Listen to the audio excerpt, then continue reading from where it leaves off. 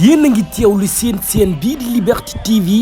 xibaar yi wóor te gaaw ci tàng-tàng bi ñu ngi lay ñaan nga daal di abonné wu te activer cloche de notification yi vidéo bu dëggu nga bokk ci ñu koy njëkk a am. dali nag jàmm mbokk yi ginnaaw foofee nag sa Touba situation bi actuellement nag maanaam ma nga bëgg a grave ma nga bëgg a critique si diggante ñi nga xam te ne ñoom ñoo yor wàllum liggéeyam foofee nag ca Touba maanaam wàllum ñoom ñi nga xam ne sëñ bi moo leen joxoon ndigal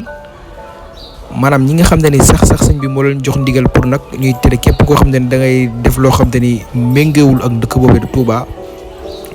maanaam mën na ni dafa am ñoo xam ne dañ cee rax ndaxte nag ñooñee nga xam ne sëñ bi joxoon na leen ndigal ñu am ay carte membre am ndigal ak sëñ bi ñu jox leen ndigal mën na ni sax du ñoom ñooy def lii ndaxte bu doon ñoom dinañ xam ni ñuy defee bu baax a baax ndaxte nag mën na ni dafa am ñu si rax moo tax nag ku nekk di ñuy tuur dereti jàmbur di dóor ay nit ba ñuy gaañu di blessé ndaxte nag sëñ bi waxul santul kenn mu dóoree sëñ bi santul kenn mu tuur dereti jàmbur sëñ bi dañoo da leen sant képp koo nga xam te ne yaa ngi def lu méngoowul ak dëkk bu bëri Touba ñu woo la ba nga ñëw dindi loolu nga bu fekkoon loo takk la ñu dindi ko bu fekkoon loo sol la ñu fexe ba nga summi ko ci njëkk nag ak ci respect sëñ bi loolu la woote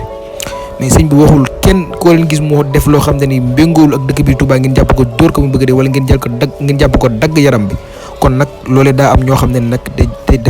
daa am ñoo xam ne dañ cee rax ci biir yëf yooyee te gis naa nag surtout bëri dugal naan Baye Fall dañ bàyyi Baye Fall defuñ dara Baye Fall yi seen yoon nekku ci maanaam Baye Fall dëgg amul xolu yëkkati loxoom bi rek mbéj nit Baye Fall dëgg amul xolu yëkkati loxoom di tuur deret nit kon nag ñooñee si rax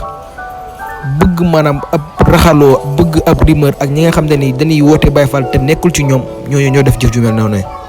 mais Baye Fall dëgg amul xolu gaañ nit amul xolu sax dóor nit bay blessé nit kon nag loolee nag nañ ci daal di àddu mbir moom xew si Touba mi ngi bëgg garaaw.